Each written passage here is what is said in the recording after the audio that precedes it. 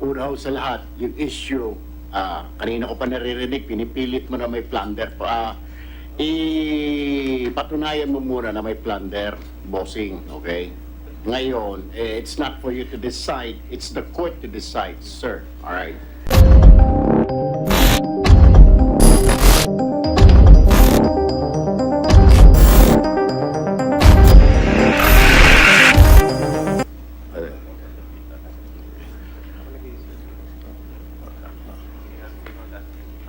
Your Honor, out of dun sa 120,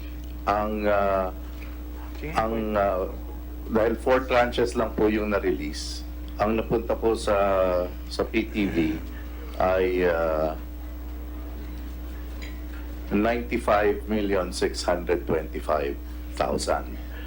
Now, out of that po, according to our records, ang binayad po ng PTV to BMUI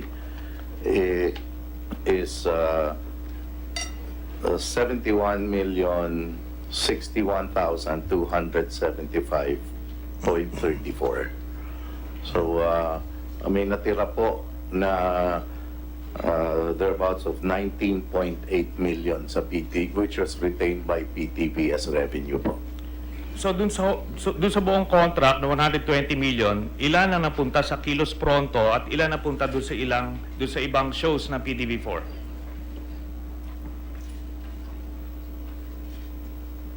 Doon po sa Kilos Pronto is 71,061,275.34. Ang na-retain po ng PTV Hindi.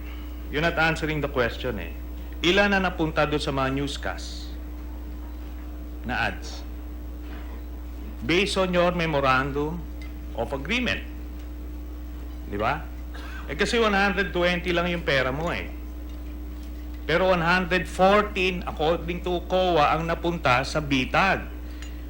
O ngayon, anyway, yung record na yan ng COA, ang tanong ko magkano yung block time rate ng bitag?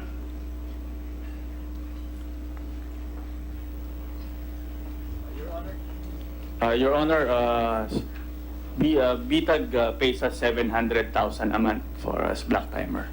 So binabayaran kayo ng 700,000 a month. Yes, Your Honor. So, in effect, itong sinasabi mong 20 million ang kinita nyo doon sa buong kontrata, ito mainly yun. Yes, Your Honor. That's for the advertisements of DOT sa mga news ng PTV, Your Honor. Precisely. So doon sa placement na nilagay doon sa Kilos Pronto ng bitag, walang kinita ron ang PTV4. Is that correct? I'd like to thank. Wala, Your Honor, kasi kami ang nagbayad sa PTV ang nagbayad sa bitag, Your Honor. So that negates yung assertion mo kanina, Mr. Apolonio, na kumita kayo ng 20 million doon sa transaksyon na yan. Yes, Your Honor, dahil po ang figures po namin dito is basing it dun sa figure na No, ang pinag-uusapan natin doon sa ad placement ng ninyo dyan sa Kilos Pronto at sa bitag, wala kayong kikitain dyan kasi nga black timer yan. Ang kikitain nyo lang yung binibili nila na airtime. Is that correct? Yes, I stand corrected, Your Honor. O ngayon, meron ba nag-pressure sa inyo to sign these contracts or agreements? Wala po, Your Honor. Wala. So that includes you in the conspiracy. Mr. Apolonio, panindigan mo na lang yan and I hope may kinita ka dyan. Ngayon, itong kontrata nung black time nitong bitag, can you furnish this committee? Yes. We will forward a copy, Your Honor.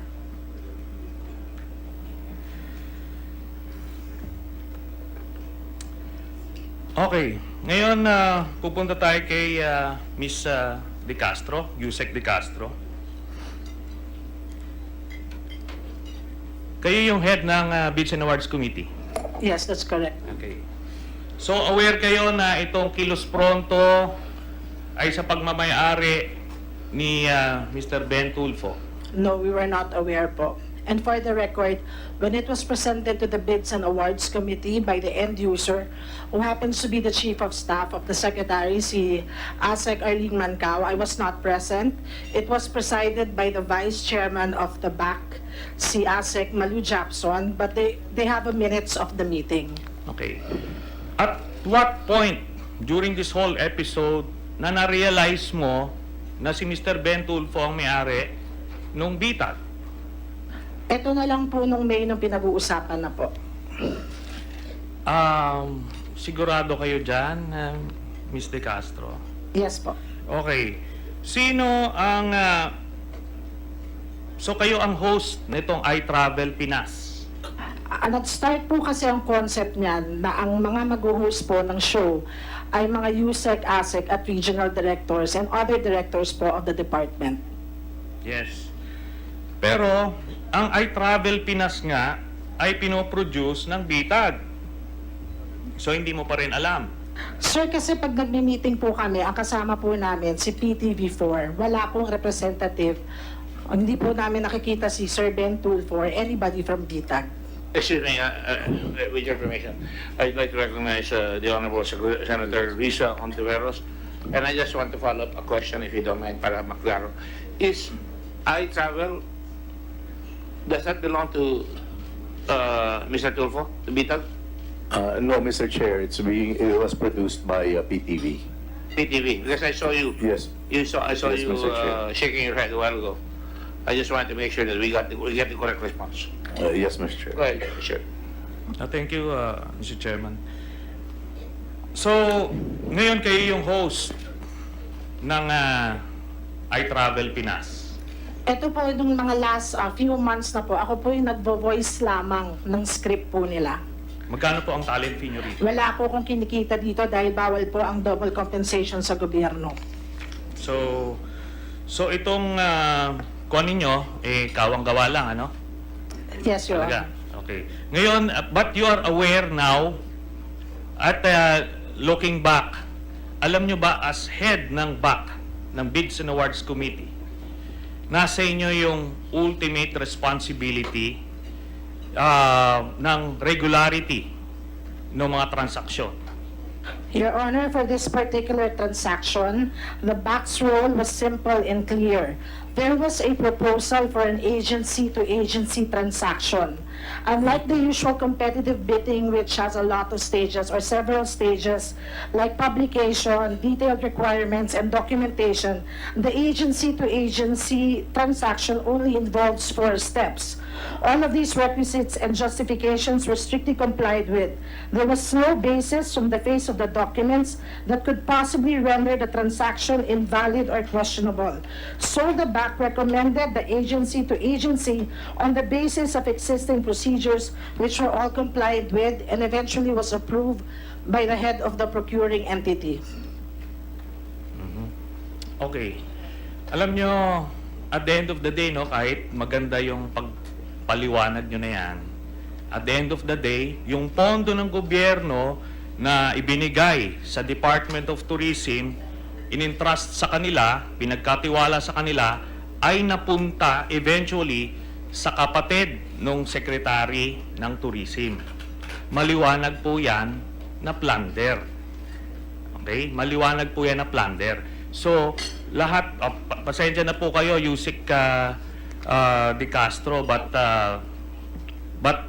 you're in the middle of this conspiracy, whether you like it or not. Ngayon, pupunta tayo kay Mr. Erwin Tulfo. Ngayon, kanina kasi, yung paghuhugas ng kamay, maliwanag, na parang hindi kasangkot dito, no?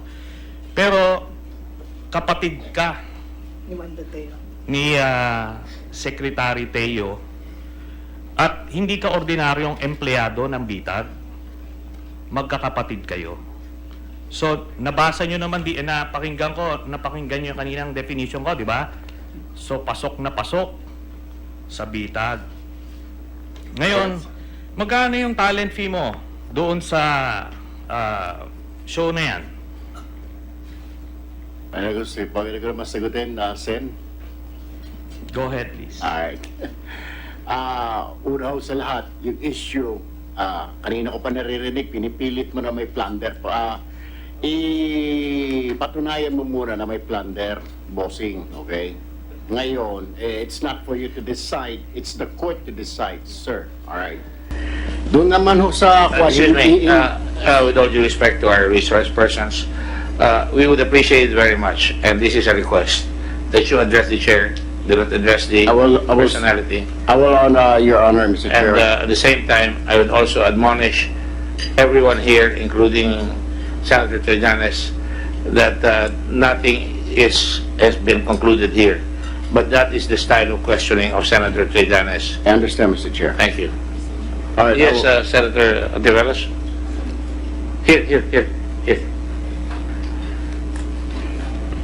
Thank you, Mr. Chair. I appreciate the intervention of the chair, and may I also request the chair further to remind our good resource persons while addressing the chair to use the term Mr. Chair or as appropriate, because the word BOSSING I heard is definitely not part of the language we use in these hearings. Thank you, Mr. Chair.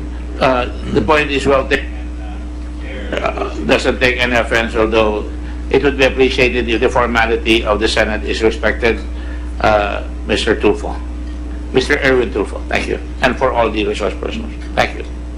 I appreciate that, Senator, ma'am, for informing me. At least, probably a year or two from now, I would know that. Anyway, sir, Mr. Chair, yung sinasabi ho ni Senator Trillanes na kasama sa plunder dahil dahil empleyado ako. Talent ho ako, Mr. Chair. Alright. Ang talent po kasi, papaliwanag ko lang ho sa inyo, Mr. Chair, na hindi po regular yan. Alright. Wala ho mga benepisyo. Kumbaga sa kuha ni casual ho, anytime pwedeng sibakin. Alright. Just like any other companies. Para lang kung karpintero yan sa isang construction company, pag gustong palayasin ng kumpanya, pwede. Okay. Ganito rin yung Mr. Chair sa mga security guard. So ibig ang punto ko, Mr. Chair, ano naman ho, kinalaman ko dyan sa sinasabing pondo na ng DOT. Besides, Mr. Chair, nung dumating ako sa programa na yan, nag-umpisa na yung advertisement na yan. Alright, nung pumasok ako. At saka nga pala, Mr. Chair, hindi lang po kami dalawang anchor dyan. Kung makikita nyo sa TV screens, tatlo po kami anchor dyan. Pinagdidikdikan lang ho ng ilang media, pinipilit na kami lang magkapatid na isa ako sa may-ari. Hindi po ako may-ari. Lilinawin ko lamang ho sa lahat, lalo na sa ilang mga media ho dyan na very critical sa amin. Hindi po ako producer, co-producer, official, or whatever ng Bitag Multimedia Unlimited Incorporated na producer ng Kilos Pronto. Ako po ay talent lang ng Kilos Pronto. Nevertheless, sir, abay kung tinatanong ho ninyo kung magkano yung sweldo ho, nasa 150,000 ho, sir. Yun po, yung usually, pag nasa TV po, yan po yung usual na sweldo po ng mga anchors, sir. So, dyan yan sa Kilos Pronto? Opo. Okay. So, maliwanag na nag-benefit ka dito sa transaction na ito. And ang sinasabi ko nga kanina, while si Mr. Alex Santos is also an anchor, pero hindi siya kapatid. And in the crime of plunder, as I recited earlier, in connivance with members of his family, relatives by affinity or consanguinity. Anyway, yan naman yung kasong ikakaharap nyo eh.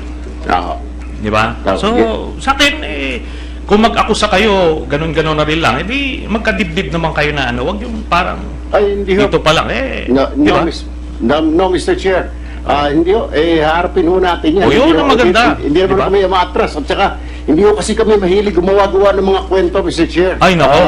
Alam nyo, mahirap po yung gumagawa-gawa ng alam nyo kwento. dun sa Tutirahin radio mo yung program mga ninyo. Mr. Chair, di ba? Alam nyo doon sa radio program ninyo, Again, I admonish everyone here it is the desire of the chair, and it is within the rules for the chair to admonish anyone, address the chair, and I would appreciate it if you call me Mr. Chairman, because I'm not made of wood, as you know. All right, Mr. Chairman, At the I'm same sorry. time, at the same time, I just want to reiterate the fact that I was also a talent, and I got paid on the basis of wala SSS, wala niya, no. That's my business. Yes, ma'am.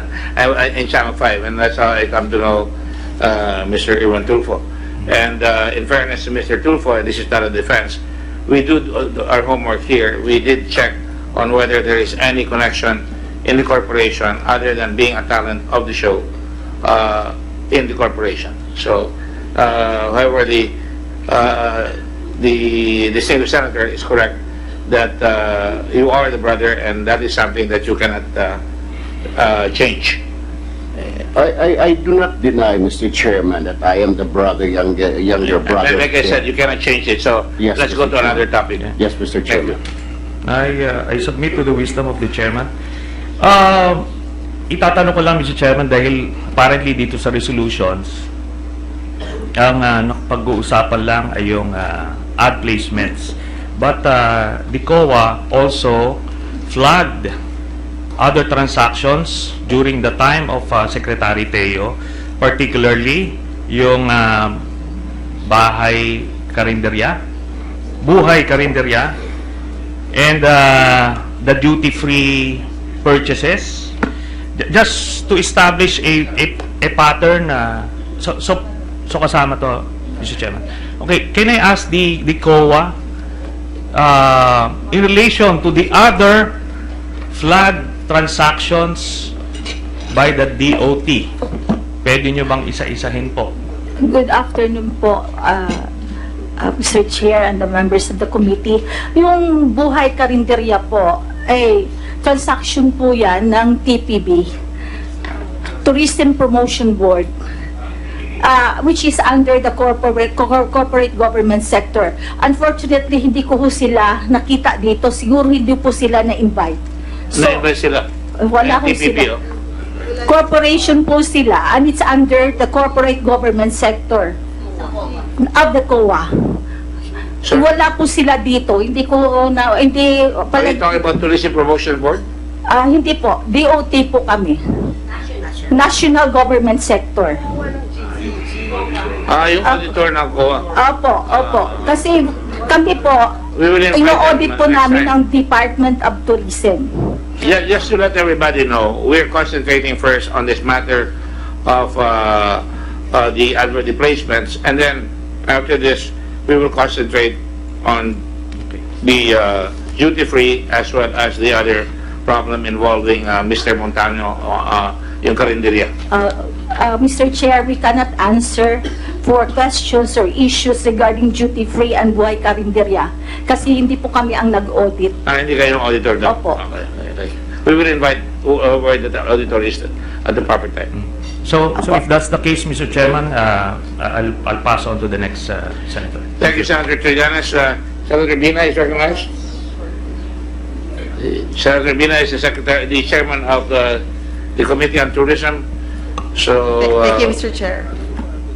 Siguro, Secretary Wanda, during your time, magkano ho ba yung budget ng DOT for media placements? I think it's 1 billion. Tama ba yung cut? 1 billion? Tama. Was it 1 billion? Yeah, I think it's 1 billion. Can we, Mr. Chair, can I get a definite answer? Wala, I'm sorry, I didn't bring any data on that because I was focused on PTB4. Meron po yan, but I can probably give you some. Maybe Secretary Bernab, you have the records.